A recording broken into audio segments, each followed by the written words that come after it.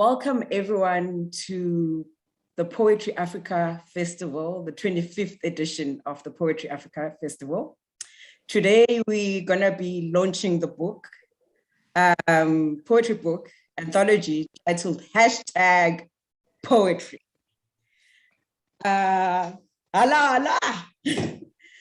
Just before we start, we have a few funders to thank. I would like to thank the National Institute for Humanities and Social Science, French Institute of South Africa, Total Energies, KwaZulu-Natal Department of Arts and Culture, Siyabonga kakhulu, thank you for supporting us. Thank you for making this festival possible. The Center for Creative and Arts Department, Center for Creative Arts Department is based at the University of KwaZulu-Natal. So thank you very much, University of KwaZulu-Natal, for making this festival possible. Okay, I've got my panelists here, very beautiful people who've made this book possible. And they're all gonna tell us how they contributed in the book and what they contributed with in the book. Spindile, my first question to you. Why did the CCA decide to compile an anthology at this point in the festival this year called #Poetry? The project started, we thought of it last year when we were applying through the National Institute for Humanities and Social Sciences in celebrating the 25th edition of Poetry Africa. We're not only just celebrating 25 years of Poetry Africa, but we are also celebrating 25 years of the Center for Creative Arts that has been supported by the University of KwaZulu-Natal since its inception in 1996. So we went through the archives once we received the grant, looked at past participants of the festival, performances that took place at the festival for the past 24 years. What we picked up in the 21st century, there was a lot of hashtags in social media that have been behind driving conversations for social justice. You know, Black Lives Matters was up there, gender-based violence was also there, no to xenophobia. So there's quite a lot of thread that we picked up from the previous latest editions of Poetry Africa, and which became a highlight to us because this hashtag movement has actually contributed to social justice within our communities. And there's quite a lot of poets who've been on this platform who have been activists who are also catalysts for this movement in our world, because the Poetry Africa stage is an international stage. So we actually look through that, working hand in hand with a documentary team that we are going to be launching this documentary during the Poetry Africa this year as well. So it was a hand-in-hand work between the documentary team and the anthology team to get things moving so that we capture the essence of the festival itself. Thank you, Spindile, to capture the essence of the festival in itself. Ni busy, ne? Ni busy. Cool. There is no race. Very busy, very busy. So just to get us going, where can people find the anthology called #Poetry? Yay, thank you for giving that. The book is here. Oh. It has 25 contributors. You can order the book. It's 95 rands, excluding postage. So you can also just place your order if you want the copy of the book at branch A at ukzn.ac.za and orders at booksite.co.za. And the last one is orders at blueweaver.co.za. You'll get your copy. We'll ensure that you get it. So you'll hear more in the session from the contributors and also one of the anthologists, Tracy Saunders, on it. Thank you. Thank you so much, Spindile and Tracy Saunders. How are you? Hi, Ngezwa. So you're the anthologist for the book poetry, hashtag poetry, I must get it right, hashtag poetry. So how has the process been for you in compiling poems? It was really interesting. When Ishmael approached me to put the poems together and look at themes, the biggest challenge was that although most people had spoken to one hashtag, there actually was a lot of kind of intersectionality. And I think that speaks to the fact that for a lot of spoken word poets and poets in general, they don't just live in one world, and fighting oppression and speaking out against things. They don't just speak out against one thing. So for a lot of the poems, it was, they almost were like crying out against, injustice in the world in a way that, for me, poetry really speaks to how people can experience injustice in their everyday life, and poetry makes it accessible. And sometimes, people might not listen or read a long article about something that's going wrong in the world, but they will listen to a spoken word poet and they will listen to a poem. And it was just fascinating to watch, to have like the media on the one side and reading all the news headlines, and then have this kind of working on this poetry on the other side. And they were almost, they were mirroring each other, all the topical issues that were being dealt with by the mainstream media were being mirrored in the book and in the collection of poems that we put together, and then try to collate them in a way that the themes spoke to each other and grouped them in themes that were appropriate. And it was just a great joy, to be able to read so many interesting poets. I mean, well-respected and long-established poets, as well as some new kids on the block, including some very young ones. Thank you, Tracy. So I've got also another question for you. Don't unmute yourself. Don't mute yourself. Unmute. Unmute your voice. That's the other slogan for this festival. Unmute your voice.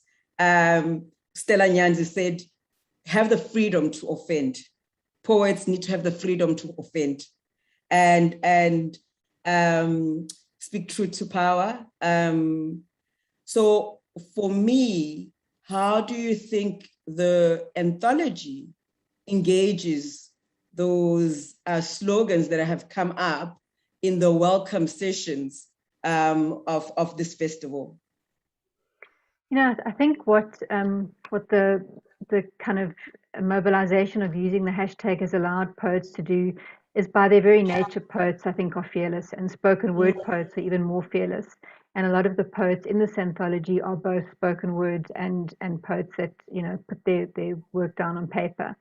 I'm reminded in particular of Sipakazi Jonas's work, and she's the poet of the festival, and her hashtag "We Are Dying Here," for example, it speaks to, women are dying and being killed in the streets and in their homes, in their places of work, all day, every day, just about in South Africa. And yet we can get immune to reading the headlines. But what Sipakazi does in her poetry and with that hashtag, she kind of just draws everybody, into a short sentence that encapsulates just how anguished everybody is about the situation.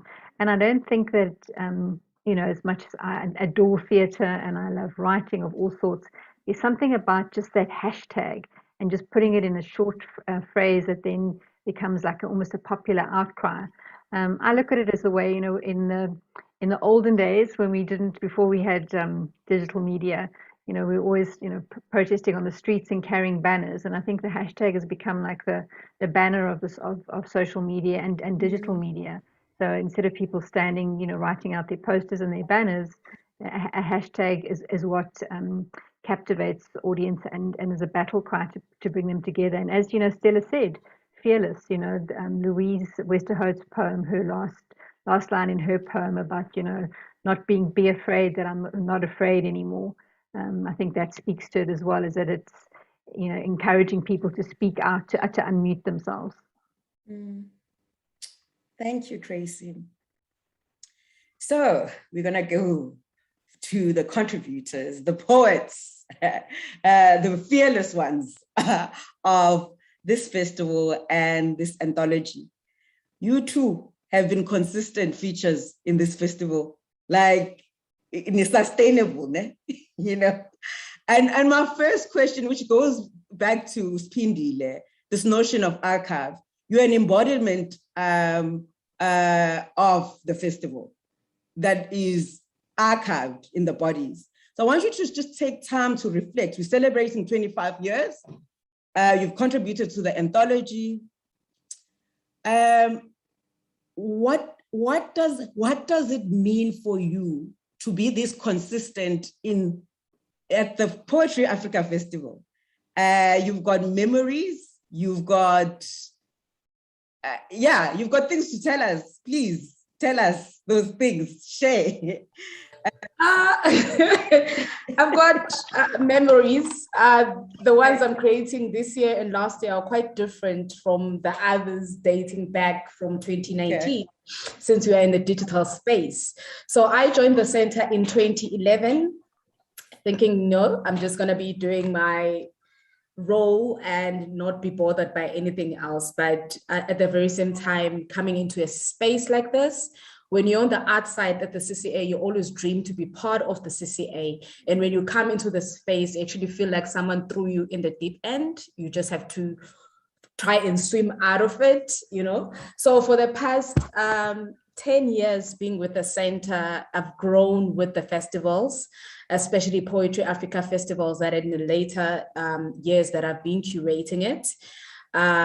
Getting to engage more with the poets, with the wordsmith, and it's really inspiring.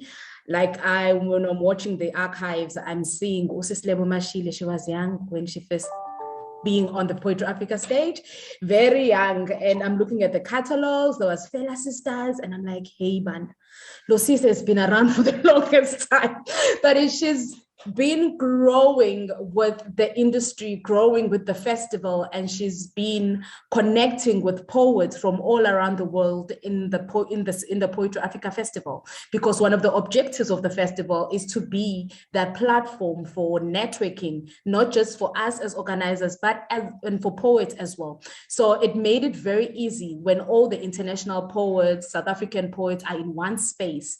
They actually converse that conversation. They come with solutions for problems that we are encountering on a daily basis. And beautiful things come out, you know, new work come out, new collaboration between poets themselves within their respective country. So for us as Poetry Africa, we are very proud to say that we have served the poetry community in South Africa and the world. We have actually given them, the South African poets, a platform to engage with other poets from the rest of the world. And it's been a growing experience. There are new voices that are coming into play. You know, it will be a disservice to us as a festival to only focus on the oldies. Sorry, Sis Lebo, to put you in that category. You're not an oldie, you're an auntie of the festival. But I think there are newer voices that are coming into play, and they are also brave. You know, they're raising all these issues, and seeing them collaborating so well or engaging so well with Osis Lebo Mashile, Osis Malika Ndlovu, you know, who have been on this platform for the longest time. It actually, it means that we are connecting generations, you know. We are not putting an end to this festival, but we are looking for ways to actually keep it going for future generations. It's such a legacy to say, when I came in, like I think I mentioned it in one interview earlier this week or last week. It's last week, so it can't be earlier this week. It's last week, that when the festivals had incepted, it was inception, there was a standard that was not mentioned anyway, but you can see by the caliber of poets who have been on this platform, there is a standard that has been set. And as the current curator of the festival, I am working to actually raise the bar even higher than it is right now. Raise the bar even higher as it is right now. Memory is an archive. The body is an archive of the festival. Lebo Mashile, please reflect on your participation of this festival as we celebrate the 25 years, as we compile, as they've compiled, as you have compiled, this anthology called #Poetry. Thank you so much. Thank you, Ongezwa. Thank you so much to everybody who contributed to putting this collection and this year's festival together. Thank you to the Center for Creative Arts for continued support of poetry on the continent, in the country, around the world, of writers who care about social justice. I first appeared at Poetry Africa in 2003 by myself as a solo artist. I've appeared in many capacities, as a touring artist, as part of poetry collectives, as a host, as a keynote speaker. I've done it all. I've been pregnant at Poetry Africa. I always joke, I've been pregnant at Poetry Africa. I think I conceived a child at Poetry Africa. And on that subject, my children are 10 and 5. I don't have a baby as old as any artist here. I'm quite comfortable with the fact that I've had a very long career. I've been working for 20 years, but I also entered the literary space with people who were much older than me, who showed me that through creativity and writing, through the lens that you see the world with, it is possible to continue to create and recreate and recreate and recreate and recreate yourself. You know, I had the pleasure of being able to interact with people like Don Matera and Gorapetso Khositsile and Mamgcina Mhlophe, who's a national institution. I've had the pleasure of interacting with these people from throughout my journey, from young writer to mid-career writer right now, as an artist. And I think that this is the beauty that the festival enables. The other thing that I think allows for the longevity of the festival is the fact that it continues to incorporate the innovation that artists bring to poetry. You know, for as long as human beings have been engaged in the business of language and trying to understand our world around us through art, we have been making poetry. Poetry serves different functions throughout humanity, throughout the world, throughout history. In the context that we come from, poetry and social justice are very closely related. And the ways in which that mutates through creative expression is something that Poetry Africa continues to acknowledge, whether it's through artists who work with musicians, or artists who publish their work, or artists who incorporate mixed media, multimedia into their work, or artists who make films. You know, the thread that connects all of this is poetry. And there's a place for every kind of poet, and there's a place for whatever new form poetry is taking at this festival. And I think that's what keeps it fresh and unique and at the edge of what is happening in terms of the creative arts on the continent. Without a Poetry Africa, you would not have a Lagos International Poetry Festival, or a Spoken Word Rwanda, or, you know, it's a lasting creative institution in post-democratic South Africa that has enabled many creatives to be able to have careers, including myself, especially myself.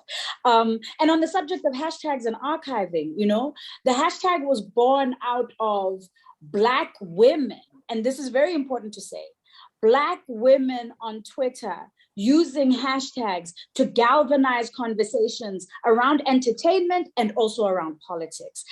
When about 12, 13 years ago, when Scandal first started, the television show Scandal, right?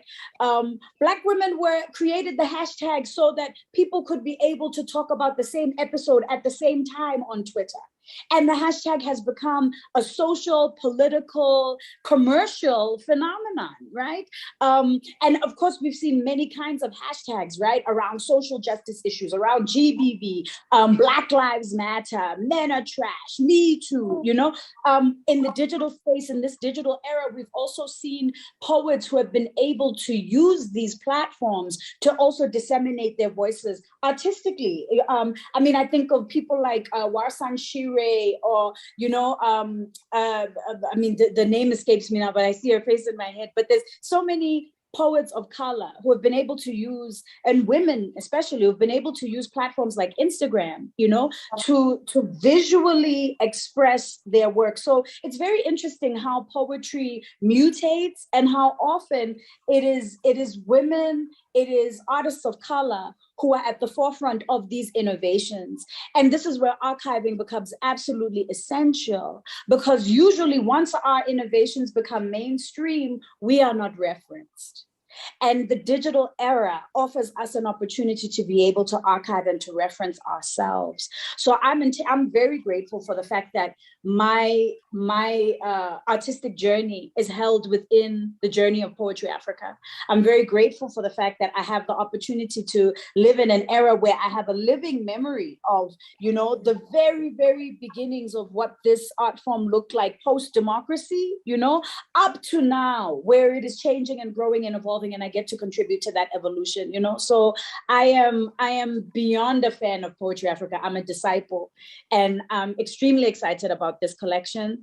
And I'm extremely excited about the mixed nature of this festival. Again, like Poetry Africa continues to innovate. Poetry Africa went online last year, insisted on having a festival in spite of the fact that the world was in hard lockdown, and now is again finding this way of using creativity to create this hybrid festival, which I think is the way that the world is going to go. I don't think we are ever going to go back to what was pre-lockdown. I think we will continue to see these kinds of, half digital, half live. This is my first live festival experience since we went into hard lockdown. So I'm really touched that I get to be a part of this virtual side of it, but also to physically be in Durban at a real festival at the Snedden in front of an audience again. And particularly with what has happened in KZN this year, and the impact of the riots that has gone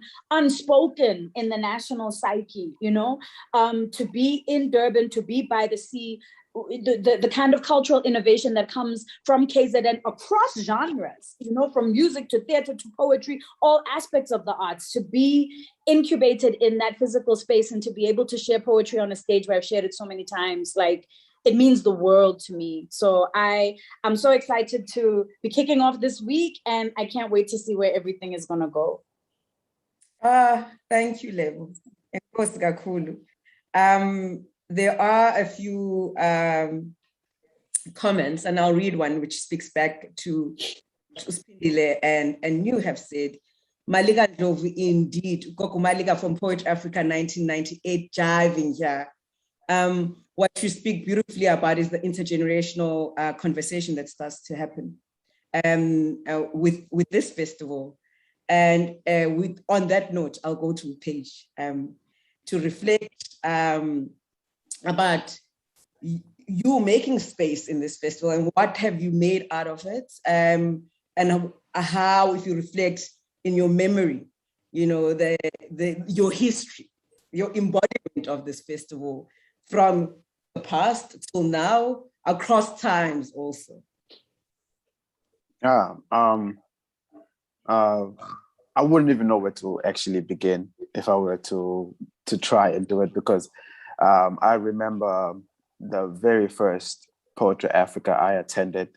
I was 16 years old. I had come out of school and I found a way to get to the venue, and it was the finale, and I was watching all of these people, and I'd only started writing like a month ago at that time in school. And when I actually witnessed just how much bigger this thing that I thought was just my school's little secret, it has literally defined my life to this point.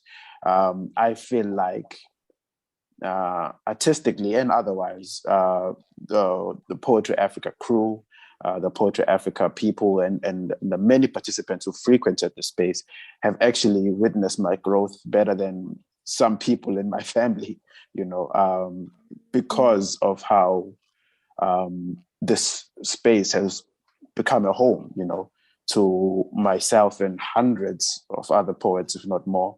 And it has been extremely exciting to have participated in all the roles that I've participated in, dating back from when I started, because how I initially entered was through slam. I had won like 2 slams hosted by Utumelo, and then that's how I made it onto the Poetry Africa stage. And the first time I was performing, when I was there, I was performing with Ewok, the likes of with Dashen and all of these people, and we were slamming together, and it was great.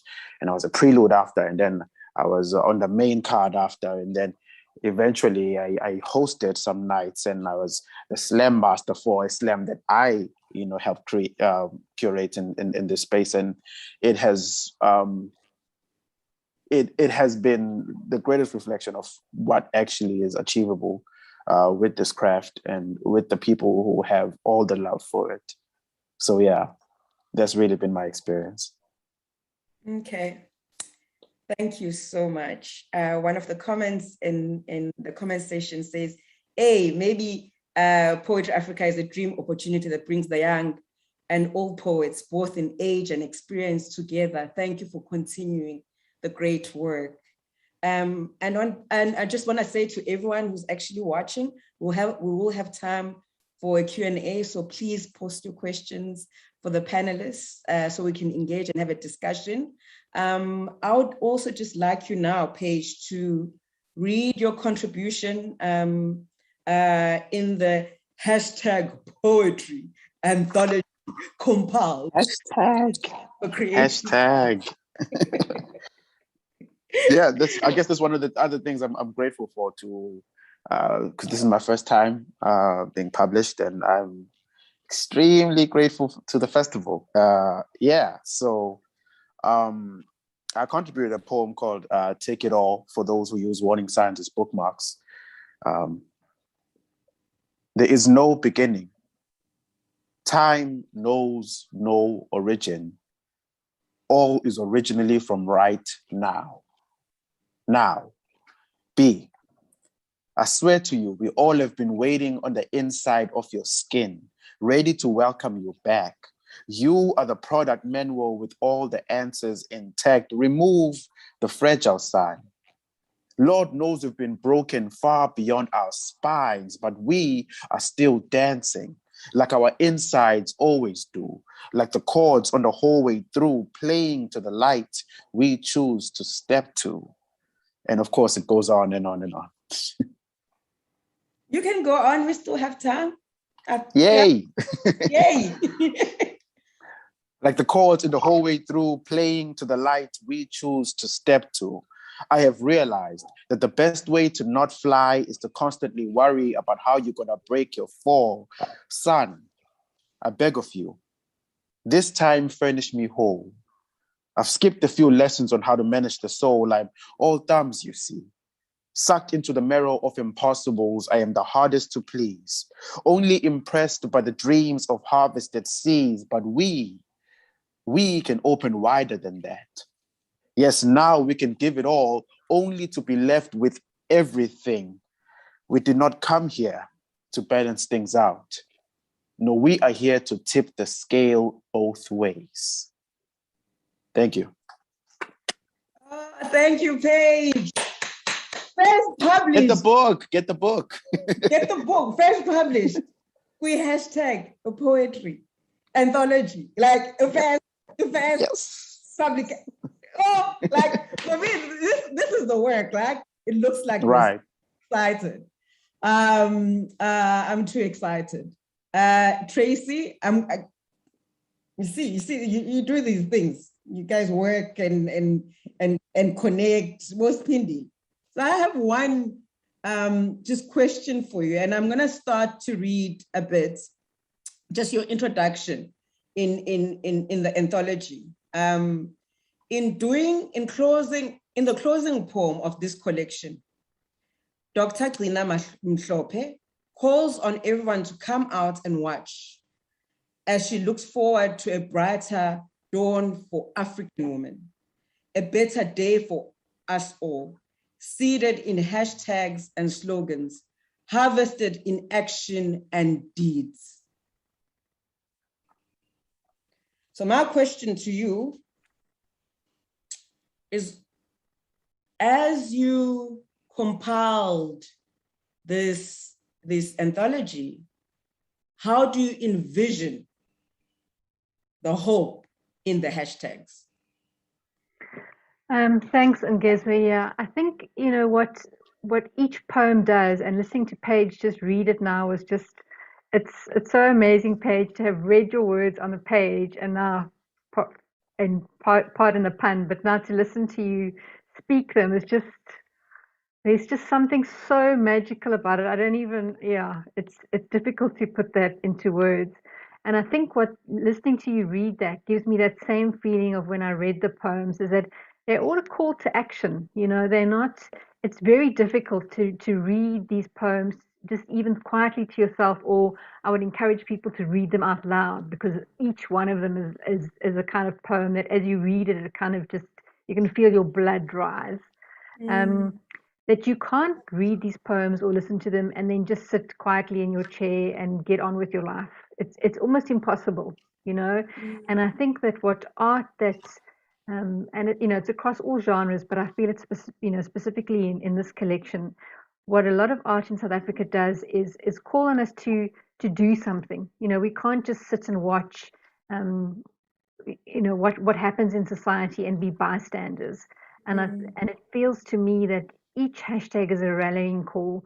You know, Veronique Jafter many years ago sent around a poem via WhatsApp, "Dear Mr. President." You know, she started, that was like her one of her original hashtags, and it was at a time when, you know, everything seemed to be going wrong and people were so despondent. And yet, you know, every time you got a poem in your WhatsApp from Veronique, it kind of galvanized you into thinking, yes, dear Mr. President, you know, we can't just all sit down and accept everything that's happening to us in a country.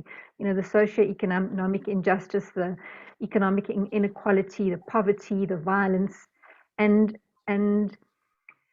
sometimes, you know, people can just reflect on it. But my hope and my wish is that when people read this, they respond to that, and everybody can do something in their own way. You know, I think sometimes the problems in this country feel insurmountable. It feels like there's just too much to do. There's so much to get done. But you know, there's something everybody can do every day, and it can just be a little thing. Yeah, but if everybody does one thing every day, and if you're looking for a call and you know, a way to direct your actions, pick up the hashtag poetry, open a page, and whatever hashtag inspires you that day, just go out and do it. You know, that's how we get things done. And you know, in times before, we used to, you know, rally people at marches.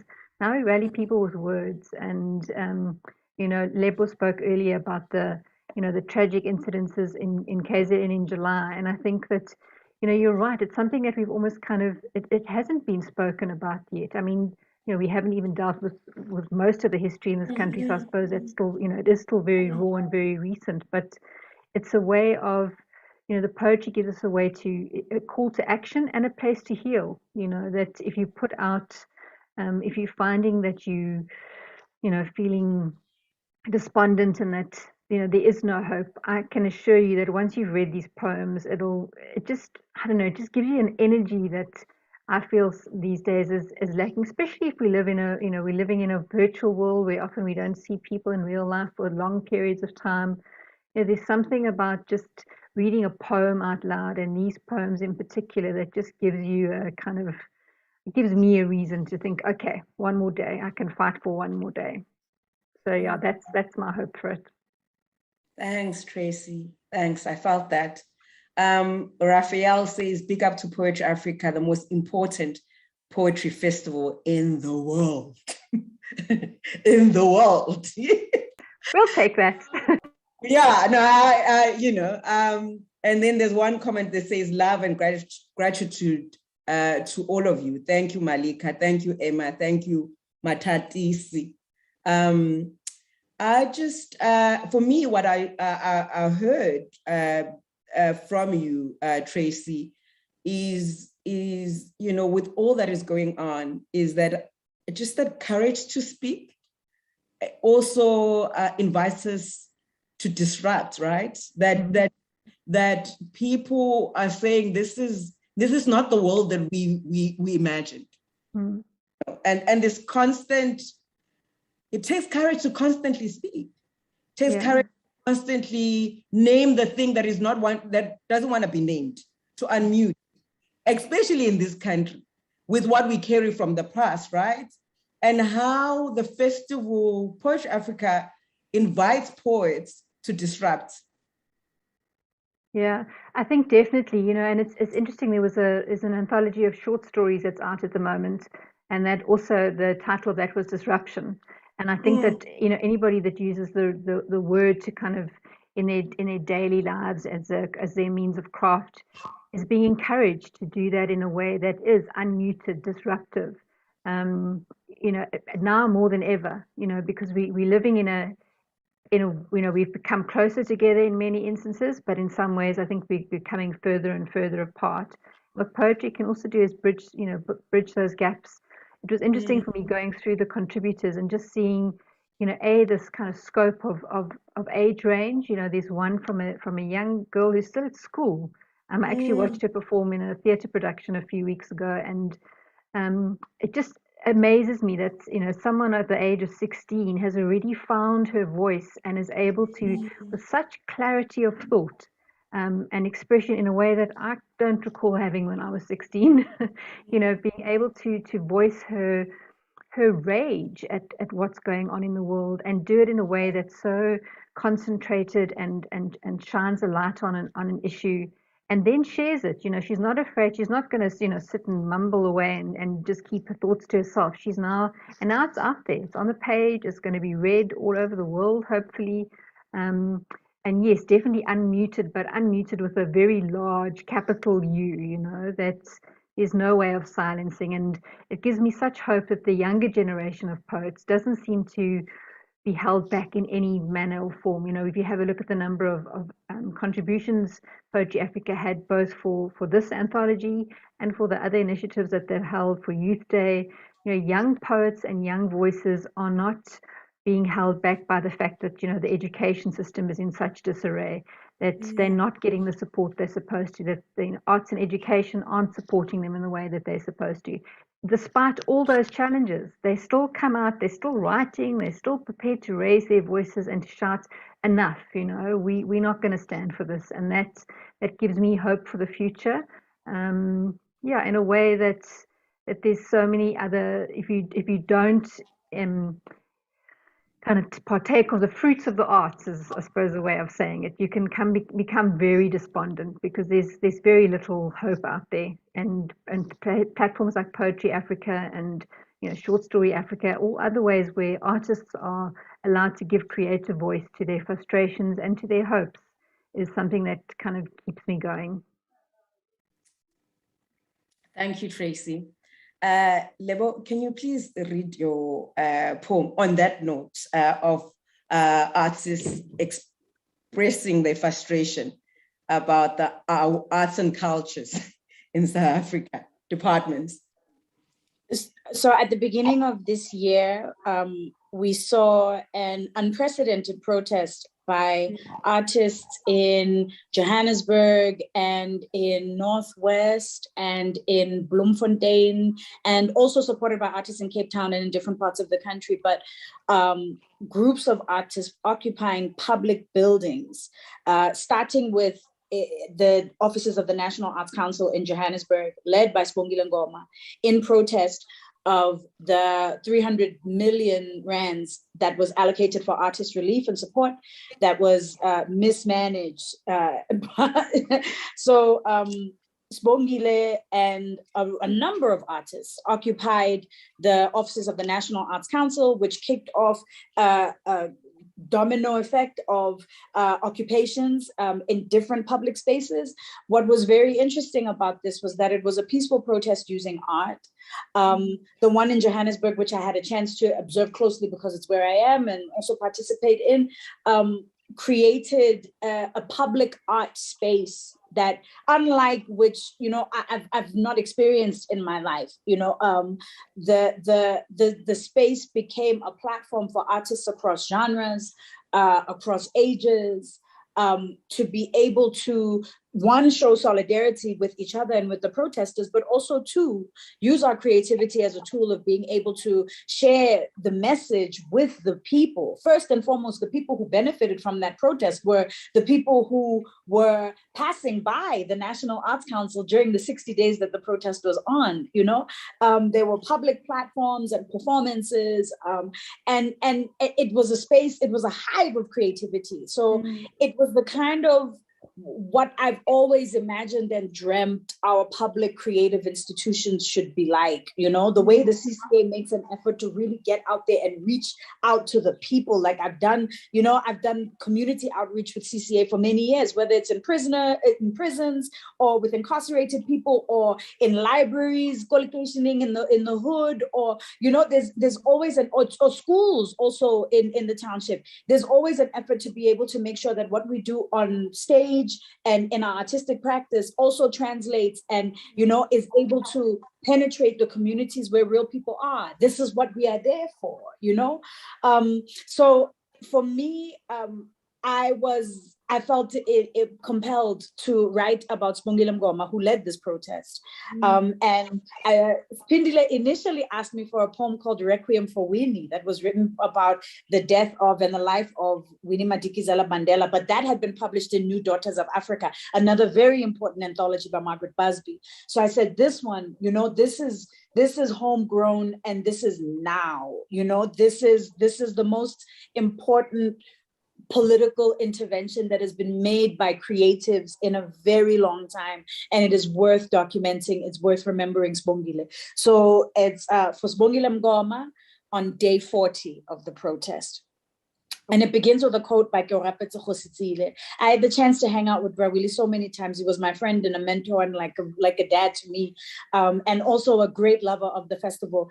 And through at one of our interactions, I think it was a public presentation that we were doing for students in Grahamstown, he said, when woodwind instruments were invented in Europe in the 17th century, no one was thinking about John Coltrane. And the poem goes, culture is technology. In Egypt and Atlantis, instruments were made to hold the song of dawn, so we could gather courage throughout the day. Play is the language of gods and children. Every battle is first won against the South. Does the morning bird know who she is? All songs remember her. Her throat is where the long night undresses the sun. And of course, in that poem, the morning bird is Sibongile Mngoma, who was also named after her aunt, Sibongile Khumalo, who was born Sibongile Mngoma, who we lost at the beginning of this year as well. So I guess celebrating kind of two artistic dynasties and massive contributions in the form of one name and one person. Thank you, Lebo.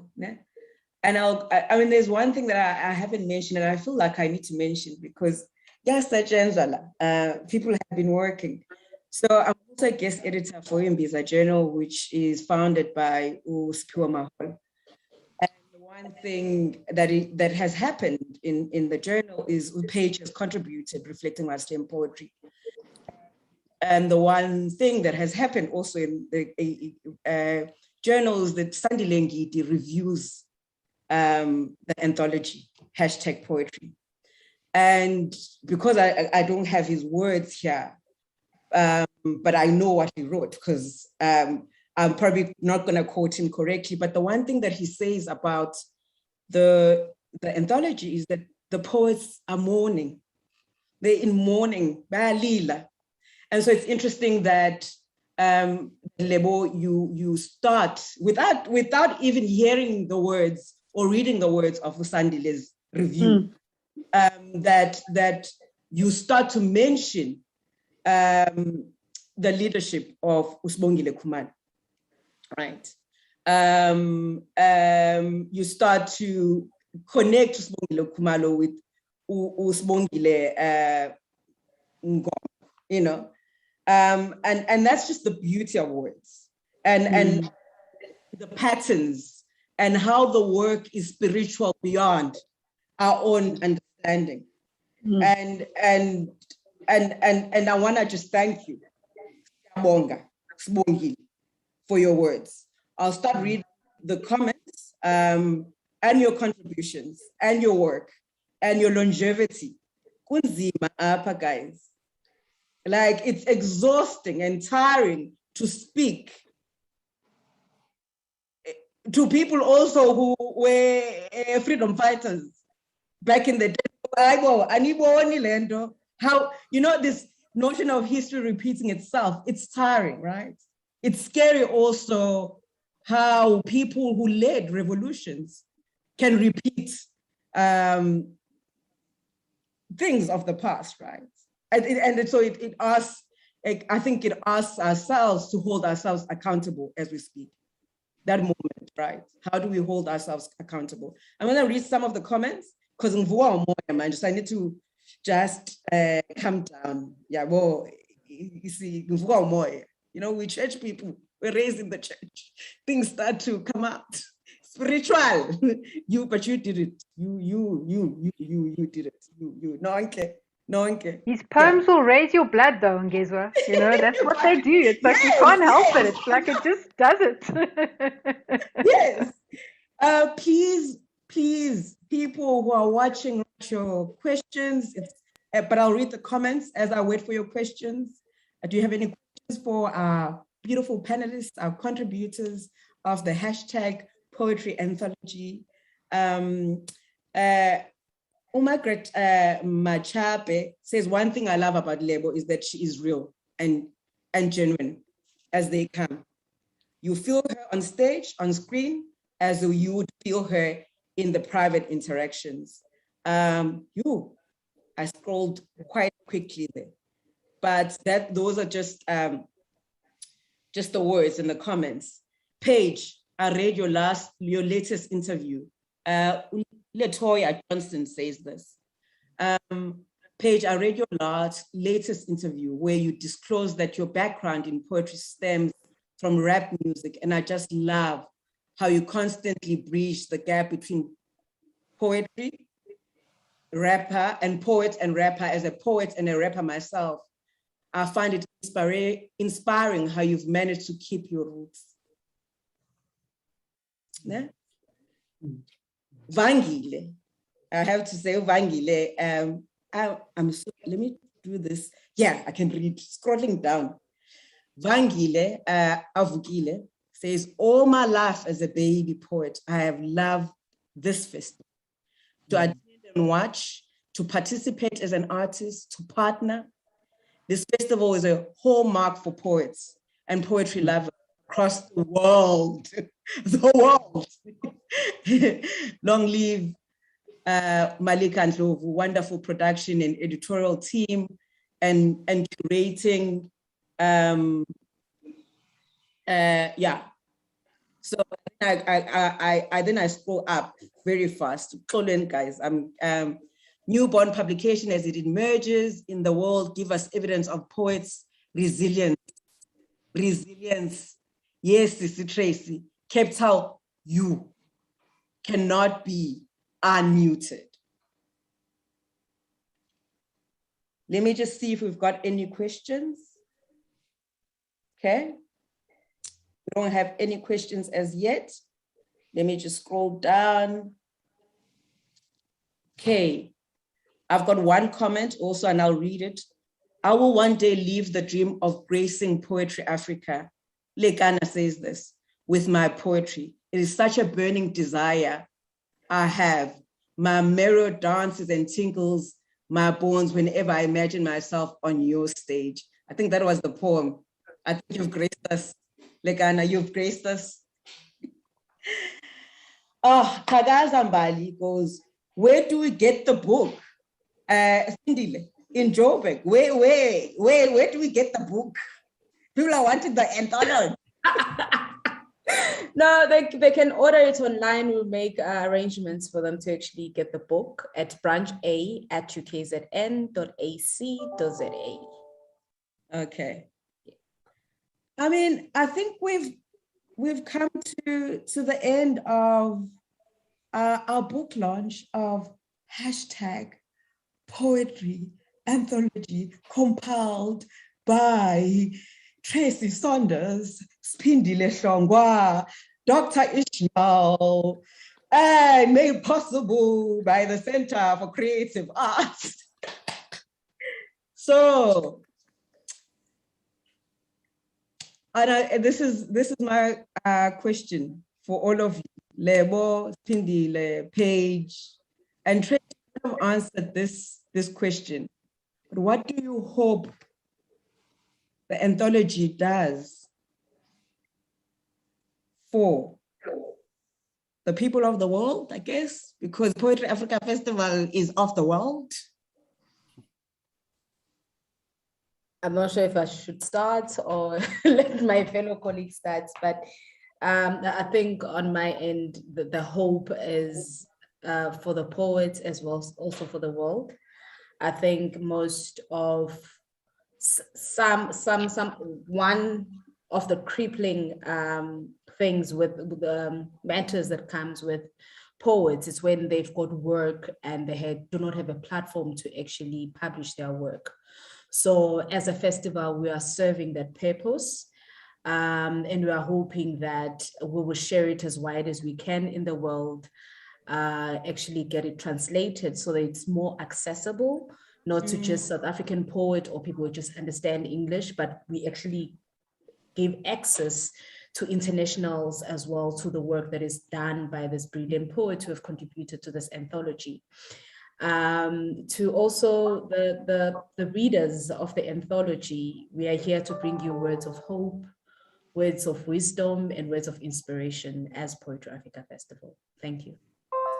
Thank you, Spindile. I'm just going to read a comment from Ishmael, the Center for Creative Arts intends on publishing at least 2 anthologies per annum, not 1, but 2. Halala, halala. We see you, Siagbon. So the big boss is committed, so it's going to get done.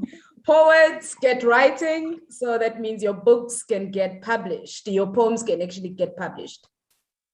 Never. Hope. I think publishing, it's so important for the Center for Creative Arts to take this direction, and I'm so thankful to hear that that's the commitment that Ishmael is making. And for this publication to come out this year, I mean, a journey like Paige's journey is exactly why this kind of collection is necessary, because you look at the contribution that Paige has made to the poetry landscape, you look at the platforms that he has built, the artists that have been able to express themselves because he exists and he is being published for the first time, not because he's not consistent and prolific and brilliant, but because the publishing fraternity and, dare I say, academia at large are anti-Black spaces. They're spaces that marginalize the innovation of Black artists. When a poet is engaged, like Paige, in being a musician and in being a performer and in being a writer, that's multiple disciplines at the same time. And we are not afforded the same kind of complexity. We are not analyzed in the same way. We are not positioned as we deserve to be as Black artists. So I'm a reader before I am a writer. The written word, the word on paper is very important to me. And it is very important for the generations that come after us and the people who will have this book in their hands to see that work by Paige, work by recording artists, work by theater makers, work by poets who have only performed their work up until now, or who are only known as performers, that their work is worthy of intellectual preservation, engagement, and examination, as much as any white writer who has been supported in being able to do this kind of work. It is transgressive work. I mean, I think that's also really important to acknowledge. And I think many people have touched on this, but I want to say that apart from Poetry Africa acknowledging this wide scope of artistic contributions in terms of like skills and modes of expression, because different poets express themselves in different ways and through different mediums. But the thread that holds us together, apart from poetry, is social justice. There's a particular set of values, and I'm not saying that all poets are perfect, right? Whether you live by these values is another story. But certainly in the work that these poets are putting forward, there is a love of the continent, a love of Black people, a love of equality, a love of justice, values like feminism as well, anti-homophobia, anti-corruption. These are the values around which our work is built. And that's not just for the South African artists who participate in Poetry Africa, but it's also for the artists from the rest of the continent and from the artists around the world.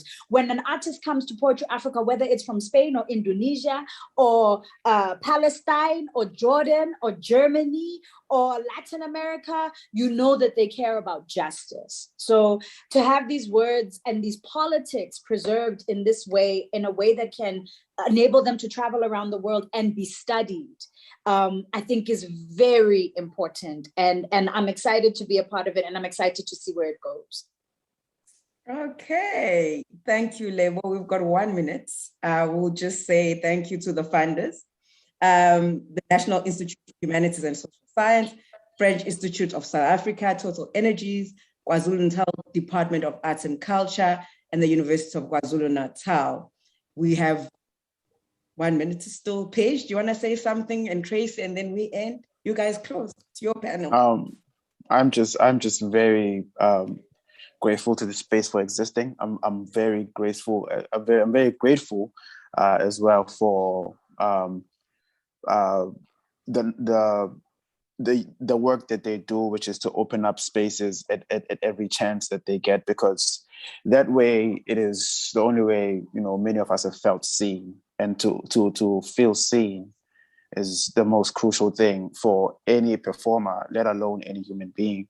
So I am absolutely grateful to this space, and may this book and all the other initiatives of Poetry Africa see more people, absolutely. Thank you, Paige.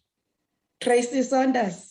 Yeah, it's just been an honor and a privilege, Ongezwa, and just to be able to, to read these words and now to have them so that one can read them regularly. And, to share a platform with people like Paige and Lebo and yourself and Sipendele is just an absolute honor and delight. And once again, just so grateful to live on this amazing continent. Thank you very much. We've come to the end of the book launch of #Poetry Anthology. Enkosi kakhulu siyabonga. Bye. Bye. Thank you, Ongezwa.